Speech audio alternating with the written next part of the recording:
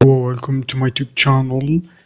In this tutorial I will show you how to separate faces using two methods. First method, let's select face, for example, this case, right clicking, then go over separate by selection, like this.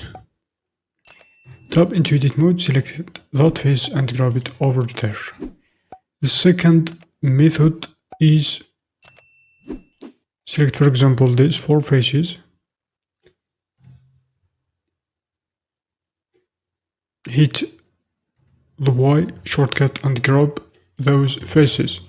Just I used the Y key to separate it, and these faces still editable as shown in our tutorial.